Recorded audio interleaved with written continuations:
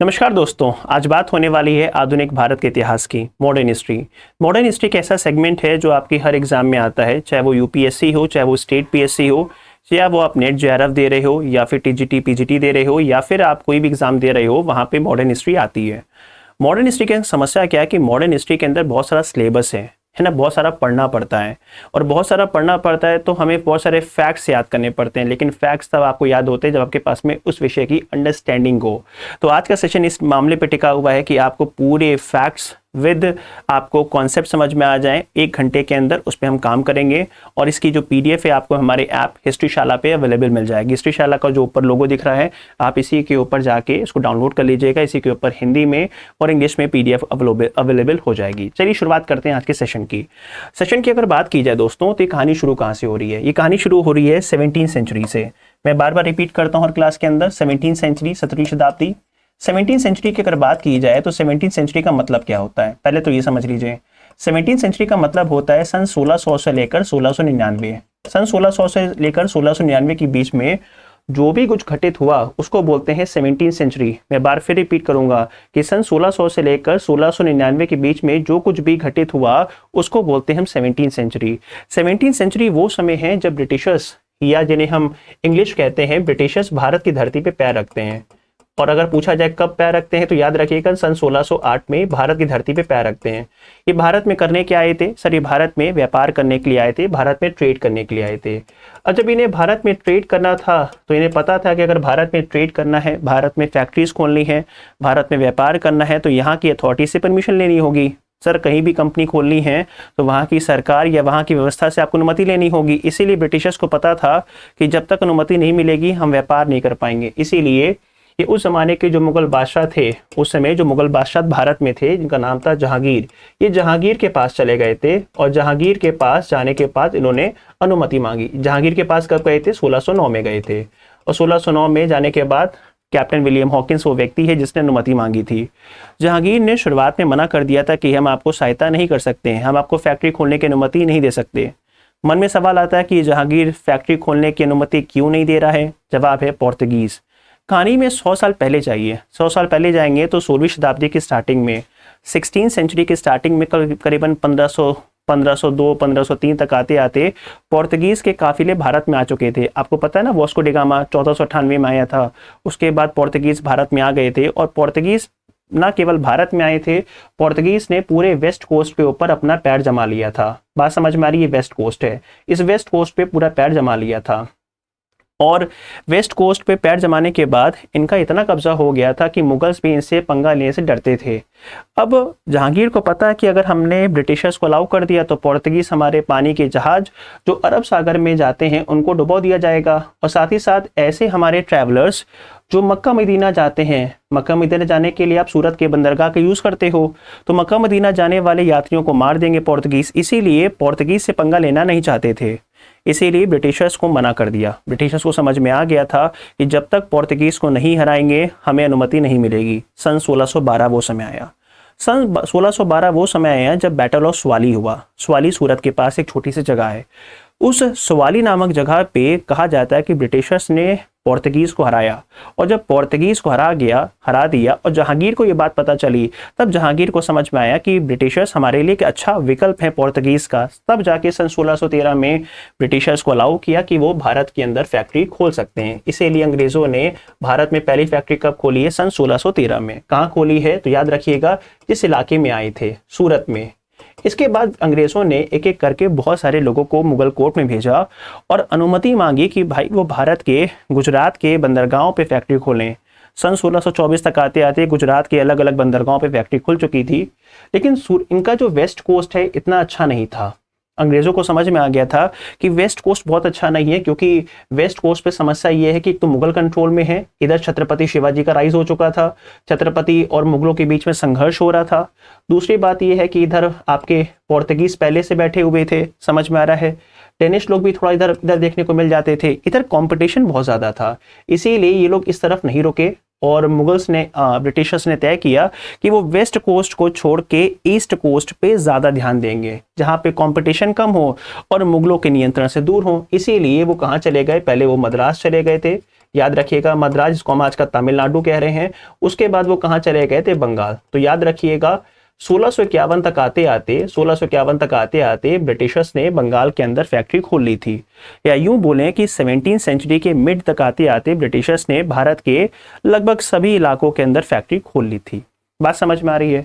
जब ब्रिटिशर्स ने भारत के अलग अलग इलाकों में फैक्ट्री खोल ली तो ढेर सारा व्यापार किया, और ढेर सारा व्यापार करने के बाद इन्हें ढेर सारा लाभ हुआ।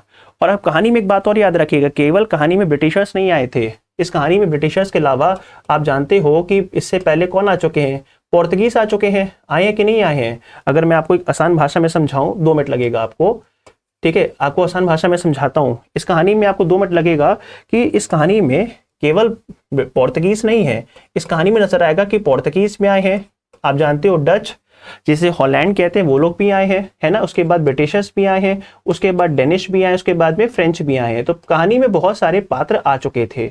आए थे कि नहीं आए? पोर्तुगीज आए, डच आए, है ना, डेनिश आए, ब्रिटिशर्स आए, उसके बाद डेनिश आए, फ्रेंच आए। ये सब भारत में आए थे। भारत में क्या करने आए थे? सब भारत में व्यापार करने आए थे। अब भारत में व्यापार करने के लिए आए हैं तो क्या बोलेंगे? Arrival of European companies. क्या बोलेंगे? अराइवल। अराइवल का मतलब होता है आना, आगमन होना। किसका आगमन होना? यूरोप की कंपनियों का भारत में आगमन होना। तो क्या बोलेंगे? Arrival of European companies, arrival of European companies. अब ये जो यूरोपियन कंपनीज है भारत में करने क्या आई थी? व्यापार। किस चीज का? सिल्क का, कॉटन का। समझ में आ रहा है? सिल्क का व्यापार करती थी, कॉटन का व्यापार करती थी, स्पाइसेस का व्यापार करती थी। बात समझ में आ रहा है? तो ये लोग भारत में कॉटन, सिल्क, स्पाइसेस इत्यादि सामान खरीदते थे और भारत से खरीद कर यूरोप के मार्केट में ले जाते थे। और यूरोप के मार्केट में ले जाने के बाद यूरोप में बहुत महंगा महंगा बेचते थे। अब समस्या क्या है? पोर्तुगीज सोच रहे हैं कि अगर मैं डच, ब्रिटिश, डेनिश और फ्रेंच को भगा दूं तो मेरी व्यापार पे मोनोपोली हो जाएगी ना। अगर व्यापार पे मेरी मोनोपोली हो जाएगी, अधिकार हो जाएगा, तो यूरोप में जितने दाम पे मैं चाहूंगा उतने दाम पे बेचूंगा। यही बात डच सोच रहे हैं, यही बात फ्रेंच सोच रहे हैं, यही बात ब्रिटिशर्स सोच रहे हैं, यही बात डेनिश भी सोच रहे हैं। इसीलिए अराइवल ऑफ यूरोपियन कंपनीज तो ठीक है, बट इनके बीच में क्या होगा? स्ट्रगल होगा, एक दूसरे को भगाने की कोशिश करेंगे। अब 5 प्लेयर भिड़ रहे हैं तो एक जीतेगा और एक हारेगा। तो इस लड़ाई में कौन जीता? ब्रिटिशर्स जीते, बाकी जो कंपनियां थी उन्होंने घुटने टेक दिए। इसलिए क्या होगा? Supremacy of British east India company. याद रखिएगा, supremacy of British east India company. तो करीबन आप मान के चलो कि 17वीं सेंचुरी तक आते आते 17वीं शताब्दी के अंत होते होते 17वीं सेंचुरी के अंत होते होते, मैं बार बार कहता हूं 17वीं सेंचुरी के अंत होते होते लगभग बाकी कंपनियां घुटने टेक चुकी थी, केवल फ्रेंच को छोड़ के। और आगे जाके 18वीं सेंचुरी में फ्रेंच ने भी अपना घुटने टेक दिए थे। बात समझ में आ रही है? तो आप देखो ना, 17वीं सेंचुरी बहुत कुछ हो रहा है। ब्रिटिशर्स ना केवल भारत की धरती पे पैर रख रहे हैं, भारत की धरती पे पैर रखने के बाद वो भारत में व्यापार कर रहे हैं, और ना केवल व्यापार कर रहे हैं बल्कि अपने साथ जो अन्य कंपटीटर्स हैं, चाहे वो पोर्तुगीज हो, फ्रेंच हो, डेनिश हो या डेनमार्क के लोग हों, उनको एलिमिनेट करने का भी प्रयास कर रहे हैं। इधर ब्रिटिशर्स को बहुत सफलता मिल रही थी व्यापार में, और जब उनको बहुत सफलता मिलने लगी तो उन्होंने सोचा क्यों ना भारत की राजनीति में दखलंदाजी की जाए, भारत की राजनीति में हस्तक्षेप किया जाए। इसी क्रम में अंग्रेजों ने भारत की राजनीति में हस्तक्षेप करने का कोशिश किया, लेकिन उनका ये जो कोशिश थी वो नाकामयाब साबित हुई। क्यों?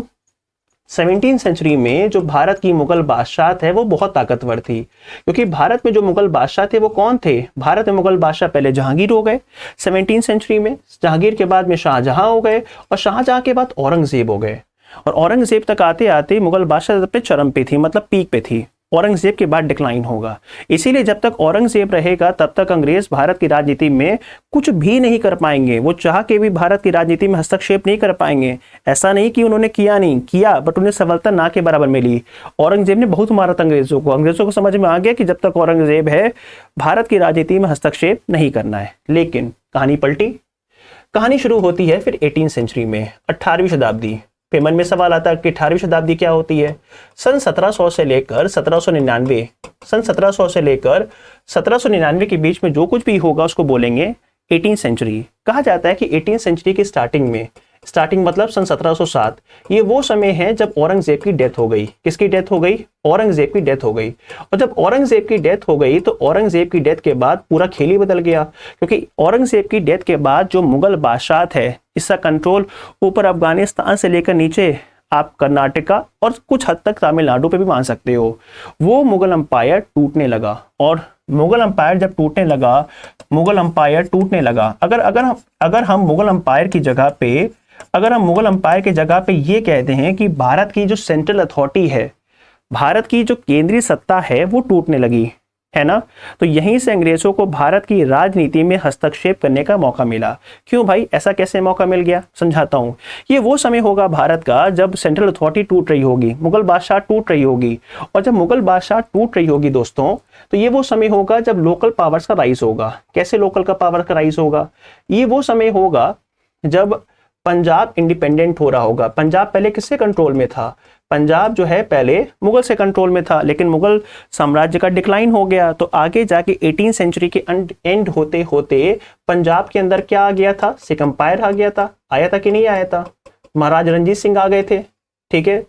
राजस्थान का जो राजपुताना इलाका है ये बहुत हद तक कंट्रोल में था, बहुत हद तक, क्योंकि अकबर ने मैट्रिमोनियल लाइंस के सहायता से बातचीत करके, कहीं युद्ध करके बहुत हद तक कंट्रोल करने की कोशिश की थी। लेकिन जब मुगल का डिक्लाइन हो गया तो राजपुताना एरिया बहुत हद तक स्वतंत्र हो गया, इंडिपेंडेंट हो गया। उसके बाद मराठों को देखोगे तो मराठों के अंदर छत्रपति शिवाजी महाराज, द ग्रेट शिवाजी ने मुगलों के नाक पे दम करके रखा था। लेकिन जब औरंगजेब की डिक्लाइन हुआ तो डिक्लाइन होने के बाद कहा जाता है मराठों ने अपने पीक पकड़ा। ये 18वीं सेंचुरी है जब पेशवाओं का दौर आएगा। पेशवा बाजीराव प्रथम, याद है ना, बाजीराव प्रथम या बालाजी बाजीराव, ऐसे पेशवाओं का दौर आएगा। इसके बाद देखो ये मैसूर का इलाका, देखो मैसूर जहां पे कभी हैदर अली टीपू सुल्तान रूल किया करते थे, इनका राइज हो गया। 18वीं सेंचुरी में इन सभी ताकतों का राइज हुआ। उसके बाद में ऐसे लोग जो मुगल कोर्ट में काम करते थे वो भी आजाद हो गए। हैदराबाद के अंदर कौन आ गए? निजामुल मुल्क आ गए। उसके बाद बंगाल की बात करेंगे तो बंगाल के अंदर देखोगे, आपने नाम सुना होगा मुर्शीद कुली खान। इसी कहानी में आपने नाम सुना है सिराजुद्दौला का, सुना है कि नहीं सुना है? सिराजुद्दौला जिसको अंग्रेज धोखे से हराएंगे, तो बंगाल के अंदर ये लोग फेमस हो रहे थे, है ना। उसके बाद आप देखो अवध के अंदर, अवध की बात करें तो यहाँ पे कौन है? यहाँ पे आपको मिलेंगे अवध के अंदर, अवध की बात करें तो अवध के अंदर आपको मिलेंगे सादत अली खान, है ना, सादत अली खान। और सादत अली खान का नाम ना भी सुना हो तो आपने नाम सुना होगा जो अवध के अंतिम नवाब थे, वाजिद अली शाह। तो आप देखो ना, 18वीं सेंचुरी तक आते आते जो भारत की केंद्रीय सत्ता थी वो टूटने लगी, और ऐसे में छोटी छोटी पावर्स का या लोकल किंगडम्स का राइज होने लगा। और समस्या क्या थी? ये जो लोकल किंगडम्स का राइज हुआ था, ये लोकल किंगडम आपस में स्ट्रगल कर रहे थे। मराठे जो हैं वो मैसूर पे अटैक कर रहे थे, मराठे जो है हैदराबाद पे अटैक कर रहे थे, और मराठे जो है बंगाल पे अटैक कर रहे हैं, मराठे जो है राजपूत पे अटैक कर रहे हैं। बात समझ में आ रही है? कभी मौका मिलता है मैसूर को तो मराठों पे अटैक कर देता है, समझ में आ रहा है? कभी मौका मिलता है तो मैसूर पे अटैक कर देता है, समझ में आया? कभी मौका मिलता है बंगाल को तो अवध पे अटैक करते हैं, कभी अवध वाले बंगाल पे अटैक कर दे रहे हैं, समझ में आया? तो सब एक दूसरे के दुश्मन बने हुए थे, एक दूसरे से लड़ भिड़ रहे थे, समझ में आया? और ना केवल एक दूसरे से लड़ाई कर रहे थे, ये सब आपस में लड़ाई कर रहे थे, बल्कि इनके अंदर, स्टेट के अंदर भी बवाल चल रहा था। मराठों का इतिहास पढ़िएगा तो वहां पे भी आपको गद्दी को लेकर संघर्ष नजर आएगा। पेशवा के पद पे कौन बैठेगा, इस बात को लेकर बवाल हो गया। हैदराबाद का इतिहास पढ़िएगा 18वीं सेंचुरी में, तो वहां गद्दी पे कौन बैठेगा, इस बात को लेकर बवाल हो गया। बंगाल के अंदर गद्दी पे कौन बैठेगा, इस बात को पढ़ोगे, सिराजुद्दौला की कहानी, वहां बवाल हो गया। पंजाब की बात करेंगे तो पंजाब में 19वीं सेंचुरी में रणजीत सिंह की मौत के बाद गद्दी को लेकर बवाल हो गया। बात समझ में आ रही है? तो ये स्टेट ना केवल आपस में लड़ रहे थे, बल्कि इस स्टेट के अंदर भी बवाल चल रहा था गद्दी को लेकर। इसीलिए 18वीं सेंचुरी में जो भारत की राजनीति है वो टूटने लगी, और ऐसे में अंग्रेजों को भारत की राजनीति में हस्तक्षेप करने का मौका मिला, और अंग्रेजों ने भारत की राजनीति में हस्तक्षेप करना शुरू किया। और बंगाल में चूंकि वो बैठे हुए थे, उनका जो सेंटर था वो बहुत हद तक बंगाल था, इसीलिए उन्होंने बंगाल की राजनीति में हस्तक्षेप किया। और बंगाल की राजनीति में हस्तक्षेप करने के बाद उन्होंने 1757 में, 1757 में आप देखो कि बंगाल में एक जगह का नाम है प्लासी, बंगाल में जगह का नाम क्या है? प्लासी। और इसी प्लासी के मैदान में उन्होंने एक युद्ध लड़ा, इसको बोलते हैं battle of Plassey. Battle of Plassey की बात करेंगे, अगर प्लासी के युद्ध की बात करेंगे जो कि 23 जून 1757 को हुआ था, इसमें कहा जाता है कि अंग्रेजों की ओर से एक रॉबर्ट क्लाइव नाम का व्यक्ति था।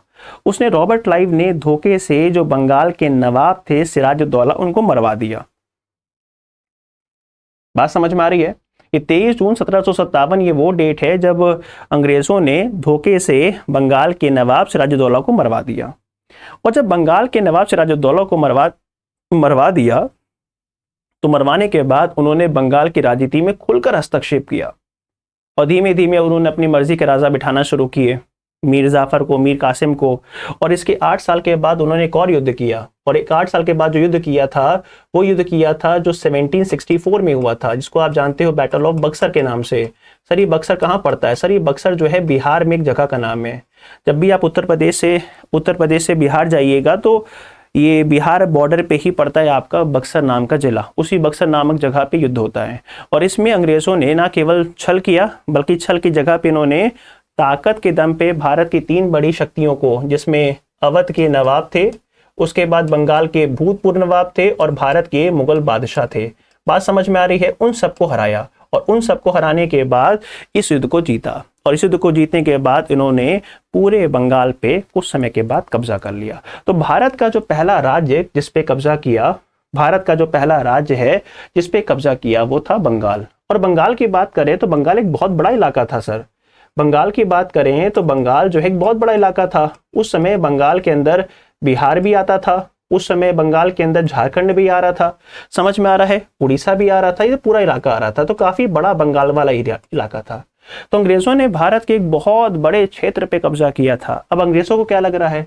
अब अंग्रेजों को लग रहा है कि बंगाल जैसे बड़े क्षेत्र को जीत सकते हैं, है ना। अगर बंगाल जैसे बड़े क्षेत्र को जीत सकते तो हिंदुस्तान क्यों नहीं। इसीलिए 18th सेंचुरी के मिड 1750 के बाद अंग्रेजों की भारत में महत्वाकांक्षाएं बढ़ना शुरू हो गईं और अंग्रेजों ने भारत के अलग अलग राजाओं को हराने के लिए प्रयास करना शुरू कर दिए। अब अंग्रेज भिड़ेंगे किसके साथ में? अब अंग्रेज भिड़ेंगे यहाँ के राजाओं के साथ। अब ये बचे कौन कौन हैं? देखो यहाँ पे कौन बैठे हुए हैं? मराठास। कौन बैठे हुए हैं? मराठास। यहाँ पे कौन बैठे हुए हैं? मैसूर। बैठे हैं कि नहीं बैठे हुए हैं? बात समझ में आ रही है? मराठा है, मैसूर हैं। उसके बाद और देखो ये बैठे हुए हैं पंजाब, ये बैठे हुए हैं पंजाब, समझ में आ रहा है। और भारत के जो फ्रंट्स के अंदर है, जैसे ये बर्मा देश है, बर्मा जिसको हम आज म्यांमार कहते हैं, है ना। ये देखो भूटान है, इधर नेपाल पड़ जाएगा, ऊपर अफगानिस्तान पड़ जाएगा। पड़ेगा कि नहीं पड़ेगा? पड़ेगा कि नहीं पड़ेगा? तो अंग्रेज क्या करेंगे? अंग्रेज जो है इन सभी राज्यों के साथ भिड़ेंगे। और जो कि अंग्रेजों की लड़ाई होगी मैसूर के साथ तो क्या बोलेंगे? Anglo Mysore war. अंग्रेज भिड़ेंगे मराठों के साथ तो एंग्लो मराठा वॉर। अंग्रेज भिड़ेंगे जो है आगे जाके पंजाब के साथ एंग्लो पंजाब वॉर। अंग्रेज भिड़ेंगे बर्मा के साथ Anglo Burma war, Nepal war, Anglo Afghan war.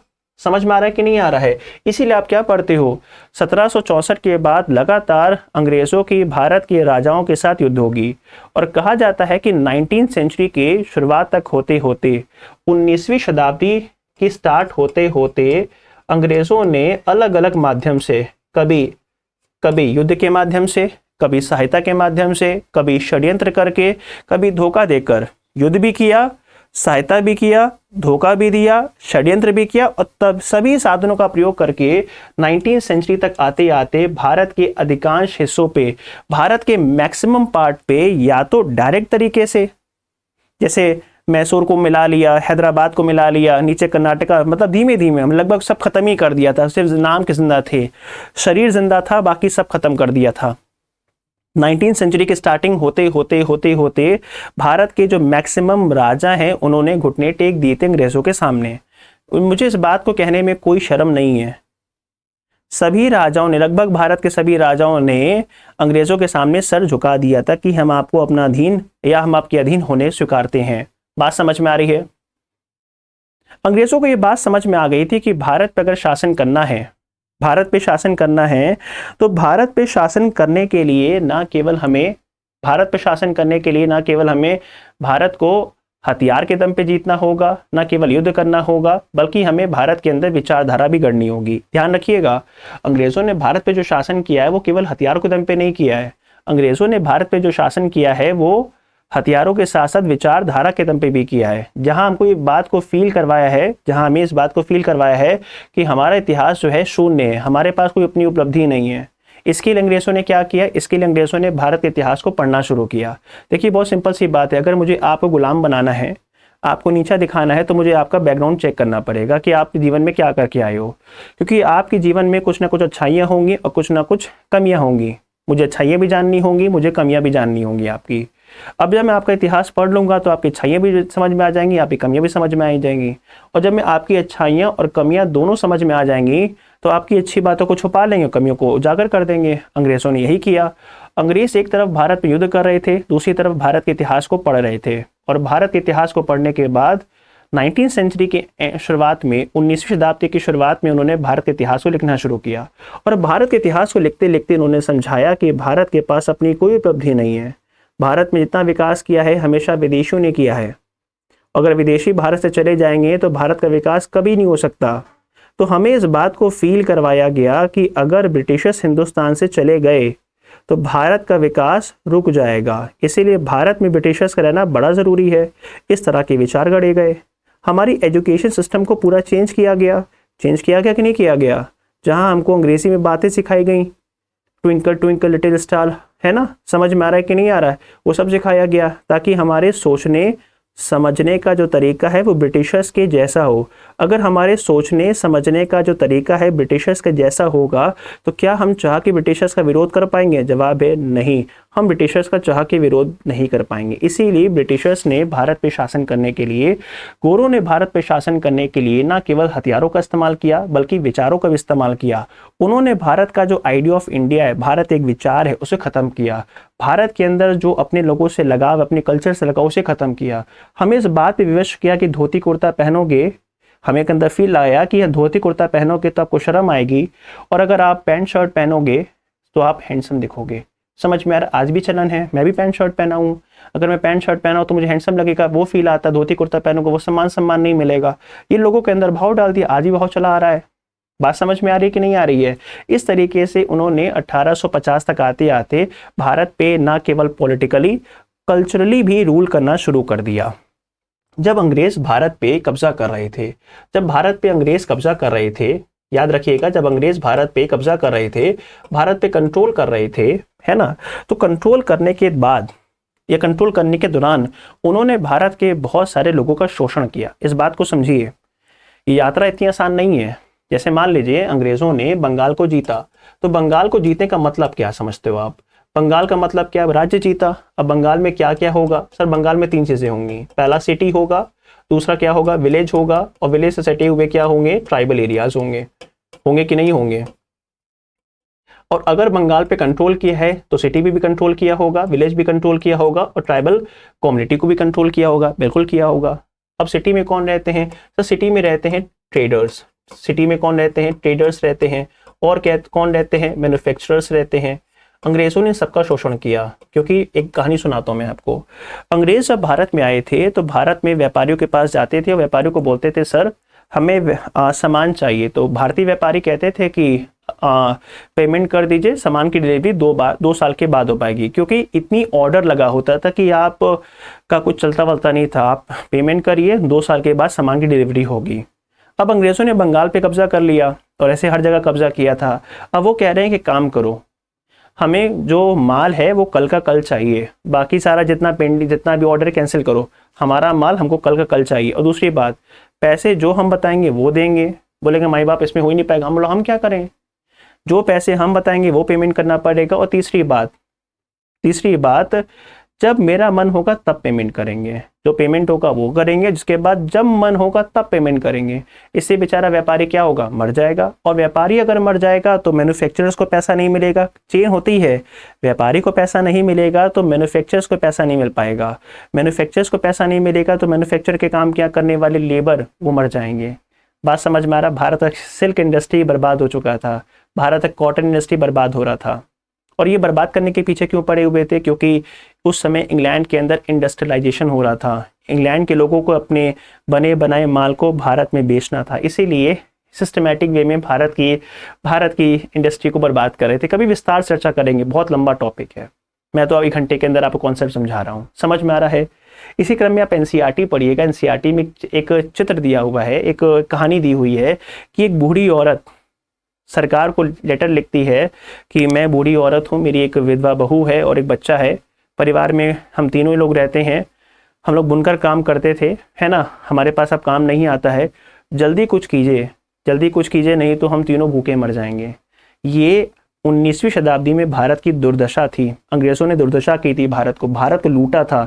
अगर हिंदुस्तान में कोई लुटेरा रहा है वो कम्युनिटी ब्रिटिशर्स की है। इन्होंने मतलब क्लास नहीं होता तो मैं अंग्रेज़ों को मतलब अलग सुनाता मैं, ठीक है, चलो अलग बात है, बट ठीक है। अंग्रेज़ों ने भारत के अंदर क्या क्या खूब बर्बादी की, बेचारे मैन्युफैक्चरर्स बर्बाद हो गए, ट्रेडर्स बर्बाद हो गए, है ना। इसी को बोलते हैं, एक नया टर्म देते हैं, डी इंडस्ट्रियलाइजेशन बोलते हैं। क्या बोलते हैं? भारत का औद्योगिकरण कहते हैं। इसके बाद उन्होंने विलेज में घुसे। विलेज में घुसने के बाद में तो विलेज में किसानों को बहुत शोषण किया, किया कि नहीं किया? किसानों को बहुत शोषण किया, किसानों से बेइंतहा टैक्स लिया। कहा जाता है कि अंग्रेजों के ज़माने में जो मिनिमम टैक्स लिया जाता था वो करीबन 50% था। आपने सुना है रैयतवाड़ी, महालवाड़ी, ज़मींदारी, मैं पढ़ाऊंगा कभी आपको। ये रैयतवाड़ी जहाँ पे किसानों के पास जाके डायरेक्टली किसानों से लगान की वसूली करते थे, उसको बोलते हैं रैयतवाड़ी। रैयत मतलब ही होता है किसान। एक होती है ज़मींदारी, जहाँ ज़मींदार किसानों से लगान की वसूली करता है। एक है महालवाड़ी, जहाँ गाँव का जो मुखिया होता है, महल मतलब होता है गाँव, गाँव का जो मुखिया होता है वो टैक्स कलेक्ट करता है। इस सारी व्यवस्थाओं में एक बेसिक बात आपको नजर आएगी, इसमें मिनिमम जो टैक्स कलेक्ट किया जाता था वो करीबन जो है 50% के आसपास था, मतलब मिनिमम 50%। प्राचीन भारत में 20% था, मध्यकालीन भारत में 33% था हाईएस्ट, और आधुनिक भारत में मिनिमम 50% था। और आपके मन में गुस्सा तब आएगा जब पता चलेगा कि अंग्रेजों ने कहा महलवाड़ी सिस्टम के तहत क्या करोगे जिंदा रहकर? 95%, ऑन रिकॉर्ड बता रहा हूं मैं आपको, 95% अंग्रेजों ने भारतीय किसानों से टैक्स वसूला था। अरे मतलब हद मचा दे, तो 95 क्यों ले रहे हो? 100% ले लो, जिंदा ही क्यों रह रहे हो? 2 किडनी, एक किडनी हमको दे दो, लीवर हमको दे दो, और 2 आंखें क्या करोगे? एक आंखें हमको दे दो। समझ में आ रहा है? अंग्रेजों का बस चलता तो वो भी मांग लेते, बस नहीं चल पाया उस समय। बस समझ में आ रही कि नहीं आ रही? अंग्रेजों ने किसानों को बहुत बर्बाद किया है। टैक्सेस के माध्यम से अपनी फसल लगाना शुरू किया। भारतीय किसान मर चुका था, सूखा पड़े तो टैक्स माफ नहीं करते थे। बहुत दुर्दशा है भारत की। ऐसे ही अंग्रेजों के जमाने में जब सूखा पड़ता था तो गांव को गांव समेट नहीं जाता था। सुना है ना, अंग्रेजों के जमाने में सूखा पड़ता था, का पूरा गांव खत्म हो गया। क्लियर हुआ कि नहीं क्लियर हुआ? उसके बाद ही कहाँ पहुंचे? जंगलों सटे हुए आदिवासी इलाके में पहुंचे। आदिवासी बेचारे भोले भाले, उनको पता ही नहीं है कौन आए हैं, तो आदिवासियों को गुमराह किया, आदिवासी की जमीन छीन ली। आदिवासी की जमीन छीनने के बाद बोला कि देखो जंगल में पेड़ पौधे देख रहे हो ना, ये जो सेब देख रहे हो तुम, सेब नहीं खा सकते। बोला काहे नहीं खा सकते, हम तो खाते हुए हैं। बोला अब नहीं खाओगे, तुम्हारी जमीन नहीं है, ये ब्रिटिश सरकार की जमीन है ना, और तुम्हें यहाँ के अगर चीजें इस्तेमाल करनी है तो तुम्हें टैक्सेस पे करने होंगे, तुम्हें यहाँ का पैसा देना पड़ेगा। बोला पैसा क्या होता है? बोला रुपया, पैसा, बाहर जाके कमाओ। और एक बार जब जो बेचारा ट्राइबल सोसाइटी में रहने वाला भोला भाला, जिसे कुछ नहीं पता है, जब वो ट्राइबल आदमी माइंस में काम करने के लिए जाता था तो उसे माइंस से कभी वापस आने देते नहीं थे वहाँ के लोग, क्योंकि अगर ये वापस चला गया तो कभी माइंस में वापस नहीं आएगा। आपने वो जो देखिए ना केजीएफ, वो केजीएफ का सीन कुछ हद तक सच है। समझ में आ रहा है कि नहीं आ रहा है? अगर ये माइंस से वापस चला गया तो इस माइंस में वापस नहीं आएगा। एनसीईआरटी पढ़िए सर, एनसीईआरटी पढ़िए तो आपका जो, हम क्या बताएं, इस इतिहास है, आधुनिक भारत का इतिहास आप एक मार्मिक इतिहास है, जहां बहुत सारे लोगों की हत्याएं और बहुत सारे लोगों का बहुत पीड़ा छुपी हुई है। तो भारत के किसानों का, भारत के आदिवासियों का, भारत के व्यापारियों का, भारत के मैन्युफैक्चरर्स का, भारत के लेबर का, सबका शोषण किया, भारत के समाज में हस्तक्षेप किया, अपने नियम कायदे कानून हम पे थोप दिए। भारत का इतना ज़्यादा शोषण हो चुका था 1850 तक आते आते कि लोगों में उबाल था, बहुत गुस्सा थी। और इसी क्रम में अंतिम चिंगारी तब लगी जब भारत के अधिकांश राज्य घुटने टेक चुके थे। और जब भारत के अधिकांश राज्य घुटने टेक चुके थे, इसी बीच में अंग्रेजों ने नियम बना दिया कि भाई जिस भी राज्य का उत्तराधिकारी नहीं होगा उसको हम मिला लेंगे। जिसके तहत 1850 के बाद भारत के राज्यों का डायरेक्टली ब्रिटिश सरकार में विलय होना शुरू हो गया। जैसे कि आपने सुना होगा सतारा महाराष्ट्र में, झांसी की रानी लक्ष्मीबाई वाला राज्य है। उसके बाद अवध संग तो खेल हो गया। अवध के जो नवाब थे वाजिद अली शाह, इनके पास बहुत सारे बच्चे थे, क्योंकि उस समय नियम था ना, जिस भी राज्य का अपना खुद का बच्चा नहीं होगा उसको हड़प लेंगे। अवध में तो वाजिद अली शाह साहब के पास बच्चों की लाइन लगी हुई थी, बट बोला कि बच्चों की लाइन लगी तो कोई बात नहीं, हम अवध को ऐसे ही हड़प लेते हैं। तो बोला अवध का एडमिनिस्ट्रेशन काफ़ी खराब है। अरे मूर्ख इंसान, अवध का एडमिनिस्ट्रेशन कैसे खराब हो सकता है? प्रशासन तुम्हारा सेना तुम्हारी, राजा केवल नाम का बैठा है, तो प्रशासन तो तुम्हारा है ना, तो तुम्हारा एडमिनिस्ट्रेशन खराब होगा। अवध का एनेक्सेशन जबरदस्ती किया। आपने सुना है वो लंबी सी कहानी कि जब अवध के नवाब को पकड़ने के लिए आए थे तो वो नवाब वाजिद अली शाह भागे नहीं थे क्योंकि उनको जूता पहनाने वाला कोई नहीं था। वो सब मंद कड़ंद कहानी रची गई नवाब को बदनाम करने के लिए, क्योंकि अंग्रेज भारत में अब तय कर चुके थे कि उन्हें भारत की रियासतों का विलय करना है। बहुत लंबी कहानी, दर्दनाक कहानी पढ़ाएंगे कभी आपको। तो 1850 तक आते आते भारत के लोगों में बहुत गुस्सा था। इसी बीच में एक नई राइफल आई। इस नई राइफल की बात करेंगे तो ये जो नई राइफल आई थी, इस नई राइफल में गाय और सुअर की चर्बी लगी थी। देखिए, ब्रिटिशर्स के लिए बड़ा आसान काम है गाय सुअर की चर्बी, लेकिन हमारे लिए धार्मिक मामला है। गाय जो होती है ना, वो हिंदुओं के लिए पवित्र होती है। गाय हमारी मदर है, माँ के समान है। और जो सुअर है वो मुसलमानों के लिए हराम है, बैन है, प्रतिबंधित है। इसको हम दांत से मतलब इसको हम सोच भी सकते नहीं है। बात समझ में आ रही है? गाय हिंदुओं के लिए पवित्र और सुअर मुसलमानों के लिए हराम का विषय है, इसीलिए वो सोचने लायक विषय भी नहीं है। और जो नई बंदूक आई थी उसके अंदर क्या लगी थी? गाय और सुअर की चर्बी लगी हुई थी। बात समझ में आ रही है? जो नई बंदूक आई थी उसमें गाय और सुअर की चर्बी लगी हुई थी। और चूंकि उसमें गाय और सुअर की चर्बी लगी हुई थी, तो जब भी उस आपको बंदूक का इस्तेमाल करना था तो उसके अंदर कारतूस होता था, गोली। और गोली का शेक ऐसा था कि गोली ऐसे बनी होती थी, उसमें बारूद रखी हुई थी। अगर बारूद आपको यूज करना है तो ऊपर एक लेयर लगी रहती थी। आप पहले दांत से उस लेयर को छीलोगे, क्योंकि नाखून से छीलोगे तो नाखून से वो लेयर हटेगी नहीं, तो दांत से छीलनी होती थी।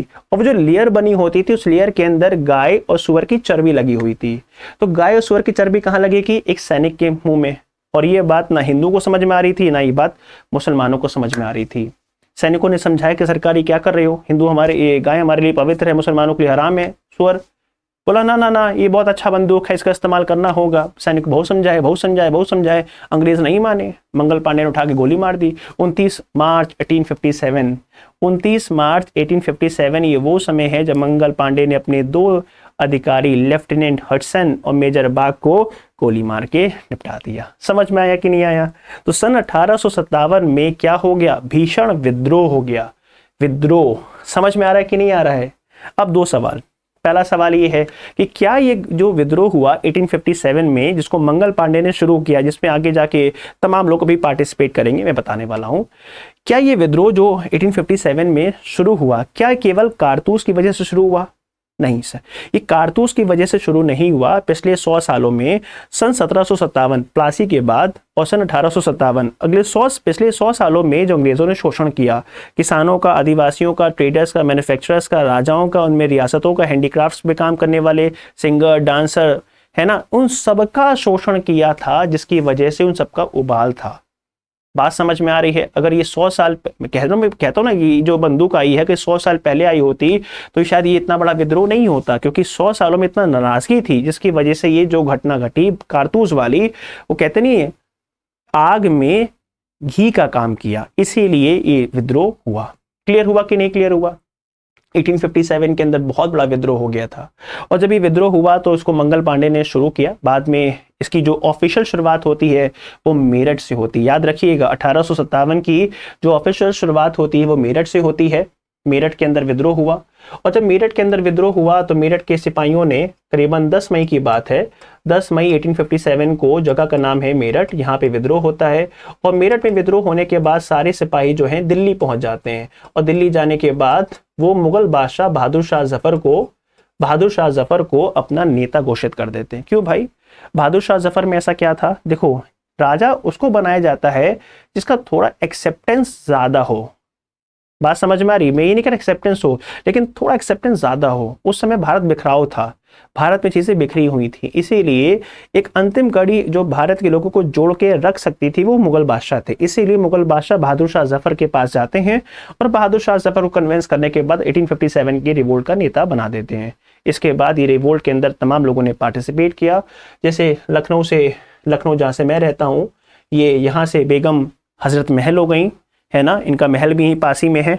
ठीक है, उसके बाद में कानपुर से नाना साहब हो गए, याद रखिए कानपुर से नाना साहब हो गए, झांसी से लक्ष्मीबाई हो गई, ठीक है, इलाहाबाद से लियाकत अली हो गए, बिहार से कुंवर सिंह हो गए, है ना, इलाहाबाद से लियाकत अली हो गए। तमाम लोगों ने अलग अलग जगहों से पार्टिसिपेट किया और इस विद्रोह में 1857 से लेकर 1858 तक आते तक अंग्रेजों की नाक पे दम कर दिया। लेकिन दुर्भाग्यवश ये विद्रोह जो 1857 में शुरू हुआ था, ये विद्रोह जो है 1858 तक आते आते इसने अपना दम तोड़ दिया। अधिकांश नेताओं को या तो मार दिया गया या तो वो पलायन कर गए हिंदुस्तान से, मतलब हिंदुस्तान से जाना पड़ गया उनको। समझ में आ रहा है? अब सवाल उठा कि ये विद्रोह फेल क्यों हुआ। ये विद्रोह जो 1857 में शुरू हुआ और ये 1858 तक आते आते दम तोड़ दिया, इसके पीछे कारण क्या थे? इसके पीछे कारणों को आप कभी खंगालेंगे तो आपको दो कारण बड़े मेन नजर आएंगे। पहली बात, इनमें एकता नहीं थी। क्या नहीं थी? एकता नहीं थी। फिर मन में सवाल आता है एकता क्यों नहीं थी? सर इनमें एकता इसलिए नहीं थी क्योंकि इनमें राष्ट्रवाद नहीं था। क्या सच में राष्ट्रवाद नहीं था? राष्ट्रवाद था, लेकिन कैसा राष्ट्रवाद था, कैसा नेशनलिज्म था? सब नेशनलिज्म था। झांसी से प्यार था, लेकिन उस समय राष्ट्र जैसी परिकल्पना नहीं थी। झांसी नहीं दूंगी, मैं अवध नहीं दूंगा, या मैं कानपुर नहीं दूंगा, समझ में आ रहा है, या मैं अपना इलाका नहीं दूंगा। वो अपने इलाके से तो मोहब्बत है, सब नेशनलिज्म तो था, उपराष्ट्रवाद तो था, लेकिन वो राष्ट्रवादी वाली फीलिंग नहीं थी। इसीलिए इनमें की यूनिटी नहीं थी, और चूंकि इनमें यूनिटी नहीं थी तो ये विद्रोह फेल हुआ। बात समझ में? 1857 के विद्रोह के फेलियर के दो बड़े फैक्टर्स नजर आते हैं। पहला तो यही है कि हमें यूनिटी नहीं थी। यूनिटी क्यों नहीं थी? कि हमें राष्ट्रवाद नहीं था। भारत एक मुल्क है ना, सारे जहां से अच्छा हिंदुस्तान हमारा, हम बुलबुले हैं इसके गुलसिता हमारा, सारे जहां से अच्छा हिंदुस्तान हमारा, वो भाव नहीं था कि अगर झांसी पिट रहा है तो फिर लखनऊ वाले सामने आ जाएं, है ना। तो उस समय लखनऊ था, झांसी था, दिल्ली था, बनारस था, बिहार था, सब था, ये हिंदुस्तान नहीं था। इसीलिए अंग्रेजों ने इतनी कम संख्या में होने के बावजूद भी हम सारे लोगों को पीटा, और अच्छे से पीटा। हम अच्छे से लोगों को मारा गया। कुछ को तो पता है तोप के मुंह में बांध के मारा गया, मतलब आपका जो सर होता है ना, तोप के मुंह के सामने बांध के उड़ा दिया गया। ये विद्रोह फेल हो गया था। और इस विद्रोह फेल होने के बहुत सारे कारण थे, एक कारण नहीं था, बहुत सारे कारण थे। हमारे जो नेता हैं बहादुर शाह जफर, वो भी एक अच्छे लीडर नहीं थे, बूढ़े हो चुके थे, एक पैर कब्र में था और एक पैर हवा में था। बात समझ में आ रही कि नहीं आ रही है? उसके बाद हमारे पास अच्छे हथियार नहीं थे, हमारे पास सेकंड लीडर नहीं थे। जैसे अगर कानपुर के अंदर नाना साहब की अगर मौत हो जाए, भगवान ना करे, अगर उनकी मौत हो गई तो उसके बाद ये झांसी के अंदर झांसी की रानी लक्ष्मीबाई की मौत होगी तो उसके बाद लीड कौन करेगा पता नहीं।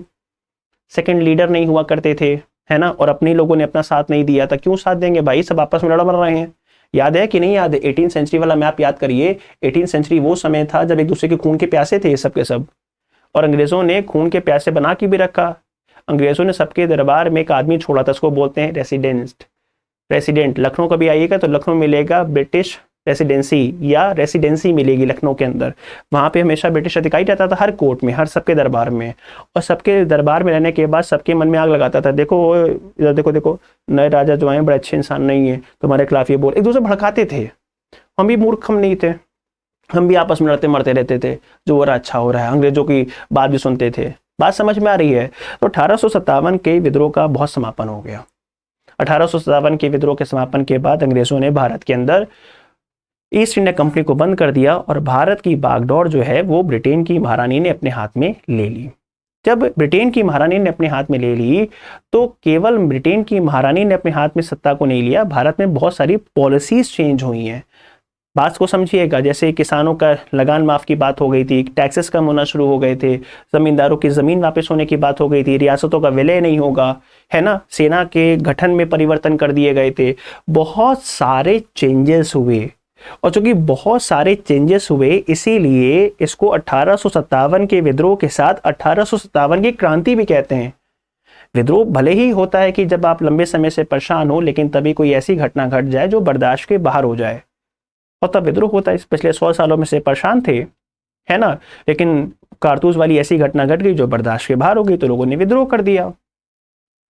लेकिन इसे 1857 के विद्रोह के साथ क्रांति इसीलिए कहा गया क्योंकि इसमें बहुत सारे अंग्रेजों ने पॉलिसी चेंजेस किए, और जब व्यवस्था में बहुत बड़ा परिवर्तन आता है तो उसे विद्रोह नहीं बल्कि उसे क्रांति भी कहा जाता है। इसीलिए इतिहास के पन्नों में से विद्रोह के नाम से भी जानते हैं और क्रांति के नाम से भी जानते हैं। ये विद्रोह फेल हो चुका था, अब विद्रोह फेल हो गया, इसके आगे चलते हैं।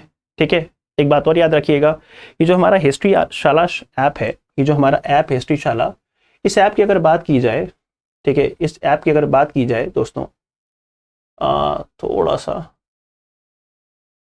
इस अगर ऐप की बात की जाए तो इस ऐप के बारे में थोड़ा ध्यान रखिएगा। इस ऐप के ऊपर, इसका लिंक डिस्क्रिप्शन में दिया हुआ है हम लोगों ने, इस ऐप के ऊपर जो करीबन 10 अक्टूबर से हम लोग बैच ला रहे हैं, रिकॉर्डेड बैचेस रहेंगे, लेकिन शानदार बैचेस रहेंगे, मैंने शानदार रिकॉर्डिंग की है।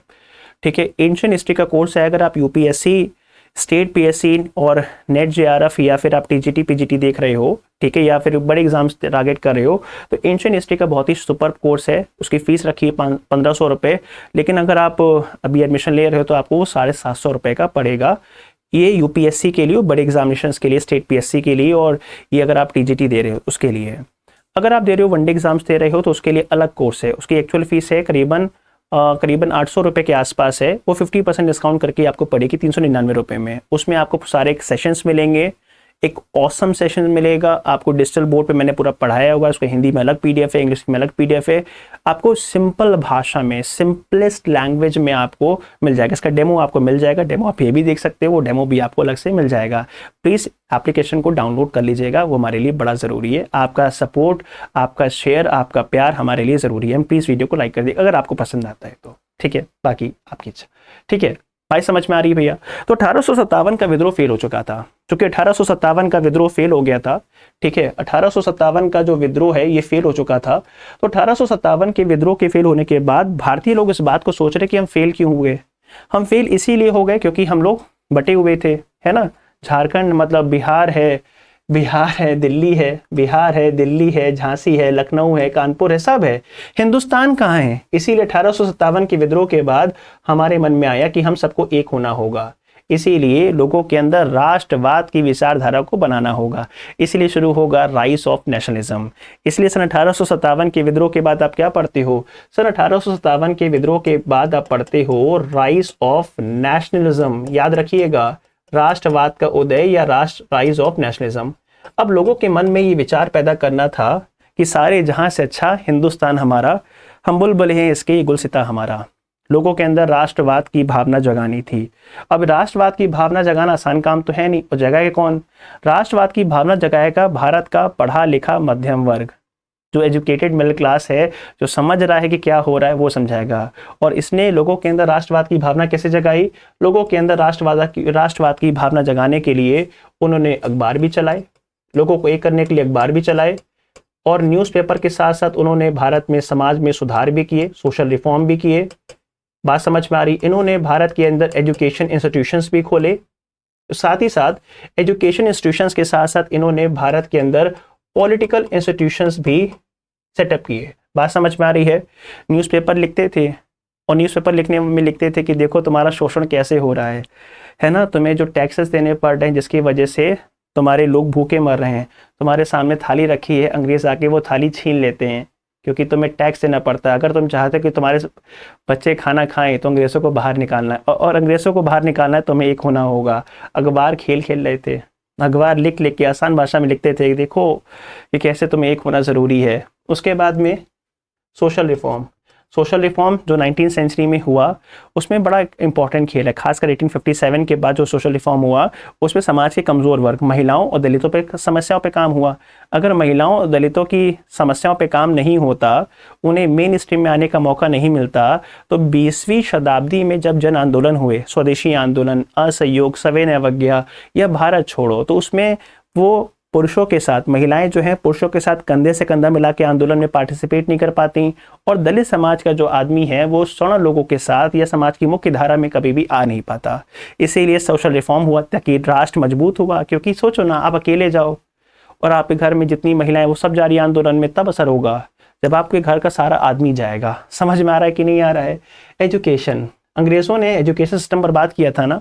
अंग्रेज़ अपनी भाषा सिखाते थे, अंग्रेज़ अपने कल्चर को सिखाते थे, भारतीयों ने अपने कॉलेज सेटअप किए, भारतीयों ने अपनी एजुकेशन सिस्टम को सेटअप किया, और भारतीयों को भारतीय भाषा में समझाने की कोशिश की एजुकेशन के माध्यम से। और भारत में तमाम राजनीतिक संस्थाएं भी खुली, और इन तमाम राजनीतिक संस्थाओं ने भारत के अंदर राष्ट्रीय चेतना का विकास किया कि देखो तुम्हारा एक होना तुम्हारे लिए कितना ज़रूरी है। और इस तरीके से भारत में राष्ट्रवाद का उदय होना शुरू हुआ, राइज ऑफ नेशनलिज्म।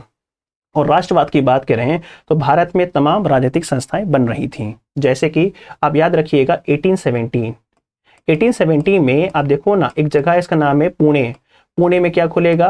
पुणे सार्वजनिक सभा। याद रखिएगा, पुणे सार्वजनिक सभा। ये स्थापना किसने की थी? आत्माराम पांडुरंग जी ने। और आपने नाम सुना होगा M G Ranade, Mahagovind Ranade. M G Ranade, justice Ranade भी कहते हैं, महागोविंद रनाडे कहते हैं, महागोविंद रनाडे, महागोविंद रनाडे, ये वो व्यक्ति हैं जिन्होंने इसकी स्थापना की थी। उसके बाद आप देखो पुणे सार्वजनिक सभा के बाद में 1876, अगर आप 1876 की बात करोगे तो 1876 में एक और संस्था बनी, उसका नाम था इंडियन एसोसिएशन। इंडियन एसोसिएशन, इसकी स्थापना करने वाले कौन? सुरेंद्र नाथ बनर्जी। सुरेंद्र नाथ बनर्जी वो व्यक्ति हैं जिनको 1873 में नौकरी से निकाल दिया, आईसीएस की नौकरी से धोखा देके निकाल दिया गया था, कि उन पे झूठे आरोप लगा के निकाल दिया गया। उसके बाद अंग्रेजों खटिया खड़ी कर दी इन्होंने। इसके बाद में आप देखो 1884 भारत में एक और संस्था खुलती है मद्रास के अंदर, नाम है मद्रास महाजन सभा। क्या नाम है? MMS, मद्रास महाजन सभा। मद्रास महाजन सभा की स्थापना की बात करें तो MV राघवाचारी है ना, और ऐसे आनंद चारुल, ऐसे बहुत सारे लोगों ने इसकी स्थापना की। उसके बाद में 1885 में बॉम्बे प्रेसिडेंसी खुल गई थी। तमाम राजनीतिक संस्थाएं भारत के अलग अलग कोने में खुल रही थी, और ये लोगों के अंदर क्या जगा रही थी? राष्ट्रीय चेतना जगा रही थी, है ना।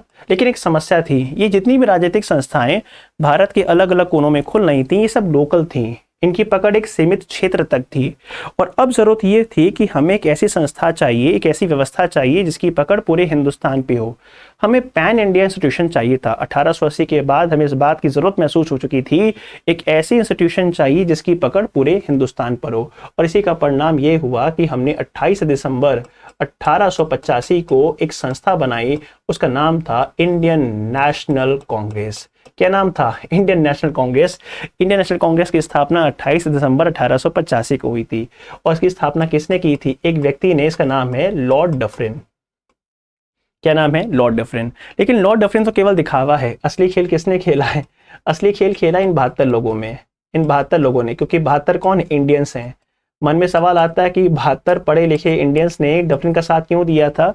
डफरिन का इस्तेमाल हो रहा था कांग्रेस के माध्यम से, क्योंकि जब कोई गोरा किसी संस्था को बनाएगा तो गोरों को शक नहीं होगा कि संस्था उनके लिए कितनी खतरनाक साबित हो सकती है, इसलिए डफरिन का चेहरा यूज कर रहे थे भारतीय। एक लंबी कहानी है, इसको अभी इतने सीमित वक्त में समझा पाना संभव नहीं है। तो डफरिन की सहायता से इस्तेमाल किया गया। डफरिन का यूज हो रहा, डफरिन को पता भी नहीं था, उसके संग खेल हो रहा है, इसीलिए भारतीय राष्ट्रीय कांग्रेस जो है इनकी सहायता से, डफरिन की सहायता से ओपन किया गया था। भारतीय राष्ट्रीय कांग्रेस के नियम क्या थे? भारतीय राष्ट्रीय कांग्रेस का नियम था कि पहले हम लोग हर साल मीटिंग करेंगे। बात समझ में आ रही है? पहली बात, हम लोग हर साल मीटिंग करेंगे। क्यों करेंगे? ताकि हम साल भर में कौन कौन से लक्ष्य तय किए थे वो कहाँ तक पूरे हुए, और अगले साल की रणनीति क्या होगी इस बात, मतलब साल भर में आपने गोल तय किए, मीटिंग करो साल के अंत में, इवेल्युएट करो कहाँ तक उसको पाया, कहाँ तक पाया नहीं। दूसरी बात, अगले साल की रणनीति क्या होगी उस पर भी बात करेंगे। बात समझ में? क्या क्या लक्ष्य होंगे से बात करेंगे। हर साल मीटिंग करेंगे, और जहाँ मीटिंग करेंगे वहाँ का आदमी कभी भी अध्यक्ष नहीं होगा। जहाँ मीटिंग करेंगे वहाँ का आदमी अध्यक्ष नहीं होगा। जैसे पहली मीटिंग 1885 में कहाँ पे हुई? बॉम्बे में हुई। अगर बॉम्बे में मीटिंग हो रही है तो क्या बॉम्बे का आदमी कभी भी अध्यक्ष बन सकता है? नो, बॉम्बे का आदमी कभी भी अध्यक्ष नहीं बन सकता। और बॉम्बे का आदमी कभी अध्यक्ष नहीं बन सकता तो कहाँ का बनेगा? भारी आदमी। तो याद रखिएगा, एक बंगाली ब्राह्मण, नाम है WC बनर्जी, विमेश चंद्र बनर्जी। विमेश चंद्र बनर्जी जो है बॉम्बे के अंदर क्या बनते हैं? अध्यक्ष बनते हैं, WC बनर्जी। इसके बाद 1886 में अगला सेशन होता है बंगाल के अंदर, कलकत्ता के अंदर, जिसको लीड किया था दादाभाई नौरोजी ने। दादाभाई नौरोजी बॉम्बे के रहने वाले हैं, और देखिए ये कौन है? एक पारसी बाबा है। ये कौन है? एक पारसी है। उसके बाद अगला सेशन होता है मद्रास के अंदर। कहाँ होता है? मद्रास के अंदर। और मद्रास की बात करें तो मद्रास में जब 1887 में सेशन होता है, इसको लीड किया था, याद रखिएगा, एक यूपी के आदमी थे, इनका नाम था बदरुद्दीन तैयब जी। क्या नाम था? बदरुद्दीन तैयब जी, जो कि एक मुस्लिम थे। उसके बाद में 1888 में अगला सेशन होता है, जिसको लीड किया था जॉर्ज यूल ने, जॉर्ज यूल। और ये सेशन हुआ था इलाहाबाद के अंदर। अब आप ध्यान से देखिए, खेल है। अगर आप ध्यान देखोगे तो आपको नजर आएगा कि हिंदुस्तान के 4 कोने हैं, है कि नहीं है? कांग्रेस ने अपने 4 सेशन के माध्यम से भारत को एक कर दिया। भारत जो सेक्टर में बटा हुआ था, क्षेत्र में बटा हुआ था, कांग्रेस ने अपने 4 सेशन के माध्यम से एक किया। और आप देखो कि कांग्रेस की स्थापना में, कांग्रेस के चलाने में हर धर्म का योगदान है। पहले में एक हिंदू है, दूसरे में एक पारसी है, तीसरे में मुसलमान है, और चौथा में कहीं ना कहीं ईसाई को लिया। इस राष्ट्र को बनाने में हर धर्म, हर वर्ग, हर संप्रदाय का योगदान होगा। हम हर क्षेत्र को, हर भाषा को, हर संप्रदाय को साथ लेके चलेंगे, और सबके साथ मिलकर इस राष्ट्र को बनाएंगे और इस राष्ट्र को आज़ाद करने के लिए संघर्ष करेंगे। इसीलिए अगले स्टेप पे क्या होगा, फ्रीडम स्ट्रगल। क्योंकि ये एक बहुत अच्छी लाइन है, मैंने हर क्लास में बोली है, भारत ना एक दिन में गुलाम बना और ना एक दिन में आज़ाद हुआ। भारत तो भारत की गुलामी के पीछे भी अपने कारण थे। ये किन कंडीशंस में गुलाम बना, क्योंकि वो डिवाइडेड था। याद है, हिंदुस्तान 18वीं शताब्दी की शुरुआत में बट गया था, इसीलिए गुलाम बना था। और जैसे जैसे भारत एक होना शुरू हो गया वैसे वैसे भारत आज़ाद हो गया। जिस रेशियो में भारत एक होना शुरू होगा उस रेशियो में भारत आज़ाद होना शुरू हो जाएगा। भारत की गुलामी का रास्ता खुला क्योंकि भारत डिवाइडेड था। भारत की आज़ादी का रास्ता खुला क्योंकि भारत एक होता चला गया, और जिस रेशियो में एक हुआ उसी रेशियो में आज़ाद हुआ। तो भारत के अंदर राष्ट्रवाद की चेतना जाग रही थी, और राष्ट्रवाद की चेतना जगाने में न्यूज़पेपर, सोशल रिफॉर्म्स, सामाजिक संस्थाएं, राजनीतिक संस्थाएं सारा काम कर रही थी। और जब भारत के अंदर राष्ट्रवाद जग रहा था, भारत में राष्ट्रवाद पैर जमा रहा था, तो अंग्रेजों को ये बात हजम नहीं हो रही थी। और जब अंग्रेज़ों को भारत में ये बात हजम नहीं हो रही थी तो उन्होंने 20वीं सेंचुरी की स्टार्टिंग में, 20वीं शताब्दी की स्टार्टिंग में भारत के राष्ट्रवाद को तोड़ने के लिए, अब 20वीं शताब्दी समझ रहे हो ना, 1900 से लेकर 1999 के बीच में जो भी घटना घटेगी उसको बोलेंगे 20वीं सेंचुरी। तो भारत में भारत के राष्ट्रवाद को तोड़ने के लिए उन्होंने सबसे पहले जिस आदमी को भेजा था उस आदमी का नाम था कर्जन। नाम सुनाया, कर्जन, लॉर्ड कर्जन। कर्जन जब भारत में आता है तो कर्जन जो है वो बंगाल को टारगेट कर लेता है, हम बंगाल को तोड़ेंगे। बंगाल क्यों? सर देखिए, बंगाली लोग अंग्रेज़ों के पीछे इसलिए पड़े हुए थे, भारत का जो पहला राज्य कब्जा हुआ है वो बंगाल था, और चूंकि भारत के पहले राज्य बंगाल पे कब्जा हुआ था इसीलिए बंगालियों का शोषण बहुत हुआ था, और जिसका शोषण ज़्यादा होगा वो आपको धोएगा ज़रूर। दूसरा, बंगाली आदमी पढ़ा लिखा आदमी है, वो समाचार पत्र भी चला रहा है, सोशल रिफॉर्म भी कर रहा है, राजनीतिक संस्थाएं बना रहा है, एजुकेशन में भी रोल निभा रहा है। तो बंगाल एक ऐसी जगह थी जहां से राष्ट्रवाद कह सकते हो कि पनप रहा था। यहीं पे वो पेंटिंग्स बनाते थे, गाना गाते थे, लोगों के अंदर राष्ट्रीय चेतना जगाने का काम बंगाली बहुत कर रहे थे। इसीलिए समझ में आ गया कि अगर बंगाल को नहीं तोड़ा, अंग्रेज़ों को समझ में आ गया कि बंगाल को नहीं तोड़ा तो अंग्रेज़ों को हिंदुस्तान से जाना पड़ेगा, इसीलिए उन्होंने बंगाल को तोड़ दिया। बंगाल के दो हिस्से कर दिए, एक बना आपका ईस्ट बंगाल और एक बना वेस्ट बंगाल। ईस्ट बंगाल जिसको आज हम क्या कहते हैं, बांग्लादेश, समझ में आया, और वेस्ट बंगाल जो हमारे हिंदुस्तान में है। और बांटा कैसे था? बोला कि एडमिनिस्ट्रेशन में दिक्कत थी, ये बंगाल एक बहुत बड़ा क्षेत्र था, एडमिनिस्ट्रेशन में दिक्कत हो रही थी। अरे मेरे भाई, अगर तुम्हें इतनी दिक्कत हो रही थी तो पहले डिवीजन कर लेते, तुम्हें इतने सालों में दिक्कत नहीं हुई। जब भारत का राष्ट्रवाद पीक पकड़ने लगा तब तुम्हें दिक्कत होने लगी, एडमिनिस्ट्रेटिव प्रॉब्लम हो गई। और तुमने डिवाइड कैसे किया? डिवाइड ऐसे किया कि एक तरफ मुसलमानों को मेजॉरिटी में ढकेल दिया और एक तरफ हिंदू को ढकेल दिया, ताकि हिंदू और मुसलमानों को आपस में डिवाइड किया जा सके। बात समझ में आ रहा है कि नहीं आ रहा है? इस तरीके से अंग्रेजों ने ना केवल एक दूसरे को बांटा बल्कि धर्म का भी खेल खेला, आराम से धर्म का खेला, एक दूसरे के प्रति नफरत का भाव पैदा किया। भारतीय समझ गए थे कि अंग्रेज जो है हमको बांटने की कोशिश कर रहे हैं, इसीलिए बंगाल के इस विभाजन के खिलाफ कहते हैं कि जैसे बंगाल के विभाजन की घोषणा हुई कि आने वाले समय में बंगाल को बांट दिया जाएगा, ये घोषणा कब हुई थी? 20 जुलाई 1905 को घोषणा हो गई थी कि आने वाले समय में बंगाल को बांट दिया जाएगा। वैसे इसका विरोध होना शुरू हो गया, और 7 अगस्त 1905 ये वो जगह है कलकत्ता का भी जाइएगा तो कलकत्ता में जगह का नाम है टाउन हॉल। तो कलकत्ता के टाउन हॉल में कांग्रेस की मीटिंग होती है, है ना, और उसी मीटिंग के अंदर एक सेशन बुलाया जाता है ना। उस मीटिंग में क्या होता है? उस मीटिंग में बोला जाता है कि हम बंगाल का जो विभाजन हुआ है उसे बर्दाश्त नहीं करेंगे, है ना, हम इसके खिलाफ आंदोलन चलाएंगे। इसलिए क्या चलेगा? भंग आंदोलन। बंग मतलब बंगाल, भंग मतलब तोड़ना, है ना, बंग भंग आंदोलन चलेगा। फिर लोगों ने पूछा बंग भंग आंदोलन में करोगे क्या? तो सिंपल सी बात है, स्वदेशी, भारत में बनने वाली वस्तुओं का इस्तेमाल करेंगे और विदेशी वस्तुओं का बहिष्कार करेंगे। बात समझ में आ रहा है? भारत में बनने वाली वस्तुओं का इस्तेमाल करेंगे और विदेशी वस्तुओं का बहिष्कार करेंगे। स्वदेशी, है ना, खुद की संस्थाएं होंगी, खुद का एजुकेशन इंस्टीट्यूशन होगा, खुद की वस्तुएं होंगी, खुद का कपड़ा होगा, खुद की व्यवस्था, खुद की विचार, सब कुछ खुद का होगा। अंग्रेजों का हम क्या करेंगे? हर स्तर पे बाइकआउट करेंगे। ना कपड़ा पहनेंगे, ना सोच विचार रखेंगे, ना शिक्षा लेंगे, ना उनके संस्थाओं में काम करेंगे। समझ में आया? हम स्वदेशी अपनाएंगे, विदेशी का क्या करेंगे? बहिष्कार करेंगे। और इस स्वदेशी आंदोलन को चलाने में 3 बड़े कांग्रेस के नेताओं का नाम सामने आता है, लाल, पाल, बाल। इधर कांग्रेस के अंदर भी विवाद चल रहा था। कांग्रेस के अंदर विवाद इस बात को लेकर चल रहा था कि सरकार का विरोध कैसे किया जाए। जो कांग्रेस के पुराने लीडर्स थे, जिन्हें हम मॉडरेट कहते हैं, उदारवादी कहते हैं, वो कहते हैं सरकार से हमें बातचीत करनी चाहिए, प्रेयर करना चाहिए, पेटिशन डालना चाहिए, परसुएशन समझाना चाहिए। लेकिन जो कांग्रेस के नए लीडर्स थे, यंग लीडर्स थे, एक्सट्रीमिस्ट माइंडसेट के लोग थे, कहते समझाने से कुछ होने वाला नहीं, समझा चुके, 20-25 साल समझा रहे, समझना होता कब का समझ लिए होते। इनको जब तक सूतोगे नहीं ना तब तक मानेंगे नहीं। कहते नहीं लातों के भूत बातों से नहीं मानते हैं, जब तक सूत ना दो तब तक जो है मानेंगे नहीं ये लोग, ये लातों के भूत हैं। इसीलिए इन दोनों के बीच में काफी लंबे समय से विवाद चल रहा था। रिजल्ट क्या हुआ, ये विवाद काफी लंबा खींचा और आगे जाके 1907 में जब कांग्रेस का सेशन होता है सूरत के अंदर, तो उस सूरत सेशन के अंदर जो कांग्रेस है वो 2 पार्ट में टूट जाता है। याद रखिएगा, सूरत सेशन में कांग्रेस जो है 2 पार्ट में टूट जाता है, एक बने मॉडरेट ग्रुप और एक बना एक्सट्रीमिस्ट ग्रुप, याद रखिएगा। लेकिन बाद में इनको अपनी गलती का एहसास हुआ था और 1916 में जब कांग्रेस की मीटिंग लखनऊ में होगी तो उस लखनऊ सेशन में ये दोनों ग्रुप जो हैं वापस एक हो जाएंगे, क्योंकि इन्हें समझ में आ गया था कि अकेले दम पे या अलग अलग होकर कभी भी राष्ट्र को चलाया नहीं जा सकता। इसीलिए दोनों जन बाद में 1916 के लखनऊ अधिवेशन में एक हो गए थे। इधर भारत का राष्ट्रवाद जन्म ले रहा था, भारत का राष्ट्रवाद पैर जमा रहा था। लेकिन इस राष्ट्रवाद में एक समस्या थी। क्या समस्या थी? राष्ट्रवाद पैर तो जमा रहा था, आंदोलन तो हो रहे थे, राष्ट्रीय चेतना जग रही थी, लेकिन जितना भी आंदोलन हो रहा था वो शहरों में हो रहा था, बड़े बड़े कस्बों में हो रहा था, गांव तक तो लोग पहुंच ही नहीं पाए। बात समझ में आ रही है? गांव का आदमी जो है वो कनेक्ट ही नहीं कर पा रहा है, गांव का आदमी कभी कनेक्ट ही नहीं कर पा रहा है। अब क्या किया जाए?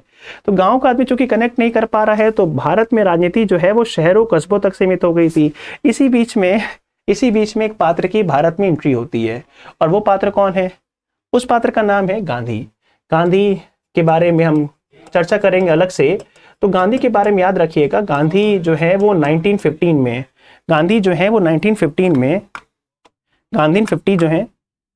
में भारत की राजनीति में प्रवेश करते हैं। और जब गांधी जो है भारत की राजनीति में प्रवेश करते हैं, 1915 में गांधी जो है भारत की राजनीति में प्रवेश करते हैं, तो प्रवेश करने के बाद सबसे पहले वो गांव टहलेंगे, है ना, गांव में घूमेंगे, है ना। उसके बाद में जो है भारत को देखने की कोशिश करेंगे। याद रखिएगा, गांधी की सबसे खास बात क्या रही? गांधी जब भारत की राजनीति में आते हैं तो वो राजनीति करने के तरीकों को चेंज करते हैं, है ना। वो गांव जाएंगे, लोगों से मिलेंगे, उनकी प्रॉब्लम सुनेंगे, और इसी क्रम में उन्होंने भारत के अंदर 3 आंदोलन चलाए। 1917 से लेकर 1918 तक उन्होंने 3 आंदोलन चलाए। पहला चलाया था चंपारण, ये बिहार में पड़ता है, जहां पे किसानों की समस्याओं का समाधान किया था। उसके बाद इन्होंने अहमदाबाद जाते हैं, जहां फरवरी 1918 में उन्होंने मजदूरों की समस्याओं का समाधान किया। उसके बाद में खेड़ा, ये वो जगह है जहां पे उन्होंने कहीं ना कहीं किसानों की समस्याओं का समाधान किया। तो इस तरीके से अहमदाबाद, चंपारण, अहमदाबाद, खेड़ा। कैसे याद रहेगा? केक, याद रखिएगा, केक है, C for Champaran, A for Ahmedabad, K for Kheda. तो केक एक कीवर्ड है, इसको याद करने का तरीका है, इसको याद कर लीजिएगा। तो ये 3 आंदोलन चलाए थे जिसमें इन्होंने मजदूरों को और किसानों को अपने फेवर में कर लिया था। तो भारत की राजनीति में एक बहुत बड़ा चेंज ये आया था कि जो किसान वर्ग है, जो मजदूर वर्ग है, वो गांधी जी के फेवर में आ गया था। इसी बीच में गांधी जी को समझ में आ गया था कि अगर हमें कुछ बड़ा करना है तो बड़ा जन आंदोलन छेड़ना होगा, और जन आंदोलन छेड़ना होगा, इसके लिए एक घटना घट गई। 1919 में एक घटना घटी, इसका नाम है जलियांवाला बाग हत्याकांड। जलियांवाला अमृतसर के पास एक मैदान है, उसी जलियांवाला बाग में 13 अप्रैल 1919 को हमारे बहुत सारे बेकसूर लोगों को जनरल डायर ने मरवा दिया था। और सरकार इस चीज़ के लिए माफ़ी नहीं मांग रही थी। इसीलिए गांधी जी ने कहा जब तक सरकार इस चीज़ के लिए माफ़ी नहीं मांग लेती है तब तक भारत के लोग सरकार का सहयोग नहीं करेंगे। इसीलिए गांधी जी ने 1920 में क्या शुरू किया? 1920 में इन्होंने शुरू किया नॉन कोऑपरेशन मूवमेंट। याद रखिएगा, गांधी जी का जो भारत में सबसे बड़ा आंदोलन हुआ है वो कौन सा है? वो है नॉन कोऑपरेशन। नॉन कोऑपरेशन के बाद उन्होंने शुरू किया 1930 में, इसका नाम है सिविल डिसओबीडियंस। क्या शुरू किया? सिविल डिसओबीडियंस शुरू किया। और 1942 में जो उन्होंने आंदोलन शुरू किया तो उसका नाम था क्विट इंडिया। क्या नाम था? क्विट इंडिया, भारत छोड़ो आंदोलन। अब एक बात है, इस आंदोलन को तो मैं भी चर्चा नहीं कर सकता, लेकिन इन तीनों आंदोलन में एक पैटर्न है। क्या पैटर्न है? 1920 में गांधी क्या बोल रहे हैं? 1920 में गांधी बोले असहयोग, हम आपकी व्यवस्था को चलाने में आपका किसी भी स्तर पे साथ नहीं देने वाले हैं, है ना। आप अपने स्कूल चलाइए, हम आपका साथ नहीं देंगे। आप अपने विश्वविद्यालय चलाइए, अपनी सिस्टम चलाइए, हम किसी भी स्तर पे आपका साथ नहीं देंगे। देखिए, दो बातें हैं, साथ नहीं देना अलग बात है और कानून नहीं तोड़ना अलग बात है। 1920 में गांधी कभी नहीं बोलेंगे कि हम कानून तोड़ेंगे। उन्होंने कहा कि हम कानून के दायरे में इस प्रकार रहेंगे ताकि सामने वाले को दिक्कत हो। देखिए, सामने वाले को दिक्कत हो, याद रखिएगा, हम अपने अधिकारों का इस प्रकार इस्तेमाल करेंगे ताकि सामने वाले को दिक्कत हो। इसी को बोलते हैं नॉन कॉपरेशन। जब आप सविनय अवज्ञा में जाइएगा, सविनय अवज्ञा एक और स्टेप आगे है। सविनय अवज्ञा में क्या बोला जाता है? सविनय अवज्ञा में बोला जाता है कि देखो, एक तो तुम्हारा साथ नहीं देंगे, तुम्हारी व्यवस्था को चलाने में साथ नहीं देंगे, और दूसरी बात तुम्हारे कानून को भी नहीं मानेंगे। एक स्टेप आगे बढ़ गए, है ना। और 1942 में उन्होंने क्या बोला? 1942 में उन्होंने बोला क्विट इंडिया मूवमेंट में कि देखो, ना तो तुम्हारा साथ देंगे, ना तो तुम्हारे कानून मानेंगे, और एक काम करो, बुरिया बिस्तर बांध दो और हिंदुस्तान को खाली करो, क्विट इंडिया। समझ में आ रहा है कि नहीं आ रहा है? तो धीमे धीमे धीमे धीमे जैसे जैसे राजनीति ने भारत के ग्रामीण क्षेत्र में पैर रखना शुरू किया, भारत के गाँव के किसान मजदूर सब जुड़ना शुरू हुए, जैसे जैसे आइडिया ऑफ इंडिया मजबूत होता गया, गांधी जी की भाषा चेंज होती गई और तमाम लोगों का योगदान रहा इसमें। भगत सिंह, सुभाष चंद्र बोस, इन सभी का प्रयास था कि भारत 1942 में आज़ादी की तरफ पैर रख चुका था। इधर भारत आज़ादी की तरफ बढ़ रहा था, उधर भारत के विभाजन का रास्ता भी खुल रहा था। 1947 में जो भारत की आज़ादी और भारत का विभाजन हुआ, उसकी रूपरेखा मैं आपको बताऊं 1857 में रख दी गई थी। 1857 में भारत के विभाजन का रूपरेखा कैसे तय किया गया था? अंग्रेजों ने जब 1857 का रिवोल्ट दबाने की कोशिश की तो देखा कि हिंदू और मुसलमान ये दोनों मिलकर हमें कूट रहे हैं। तो इन्हें समझ में आ गया था कि जब तक ये दोनों कम्युनिटी साथ रहेंगी तब तक हम भारत पे शासन नहीं कर सकते। इसीलिए इन दोनों के बीच में नफरत खोदने की जो काम है या नफरत पैदा करने का काम है वो 1857 के बाद से शुरू हो गया था, और करीबन 100 सालों में दोनों के बीच में अच्छे से नफरत पैदा की। डिफरेंसेस थे, लेकिन उस डिफरेंसेस को उन्होंने आग लगा दी। उसके लिए उन्होंने तमाम संस्थाओं का निर्माण किया, तमाम प्रकार की पॉलिसीज अपनाई, है ना, जिसके तहत दोनों के बीच में एक लंबी खाई खुदी, और उस लंबी खाई खुदाई का परिणाम था 1947 में भारत की आज़ादी और भारत का विभाजन। भारत का विभाजन ना एक दिन में हुआ और ना भारत के अंदर नफरत की आग एक दिन में लगी है। इसको अच्छे से पेट्रोल के माध्यम से जलाया गया है। बात समझ में आ रहा? मतलब पेट्रोल भी छिड़का है, कपूर भी रखा है, मिट्टी का तेल भी लगा है, माचिस से पूरी माचिस डाली गई, तब जाके जंगल जलाए। तो भारत की आज़ादी ना एक दिन में हुई, या भारत ना कभी एक दिन में गुलाम बना, और ना भारत एक दिन में आज़ाद हुआ। भारत का विभाजन की रूपरेखा कभी ये घटना के साथ तय ही नहीं हो सकती है। भारत के विभाजन के लिए बहुत सारे कारक थे और वो लंबे समय से चले आ रहे थे, जिसका परिणाम था 1947 में भारत का विभाजन, और ना केवल विभाजन, भारत की आज़ादी। दोनों चीज़ें एक साथ हैं। ठीक है, आशा करता हूँ कि आपको इस समझ में आया होगा। मैंने कोशिश की है ताकि आपको कनेक्ट हो सके। बाकी इसकी जो आपको PDF है वो इस ऐप पे मिल जाएगी, हिंदी और इंग्लिश में। तीसरी बात ये है, हमारा जो कोर्सेस आ रहे हैं वो 10 अक्टूबर से आ रहे हैं। ठीक है, वो रिकॉर्डेड सेशन से बहुत अच्छे मैंने रिकॉर्ड किए हैं आपके लिए। उस सेशन को आप चाहें तो आप ज्वाइन कर सकते हो। उसमें हिंदी में, इंग्लिश में क्लासेस आपको मिल जाएंगी, और ना केवल क्लासेस मिल जाएंगी, मतलब नोट्स मिल जाएंगी, क्लासेस मिल जाएंगी, है ना। इसमें 2 कोर्सेज हैं, UPSC के लिए अलग हैं और वनडे एग्जाम्स के लिए अलग हैं, है ना।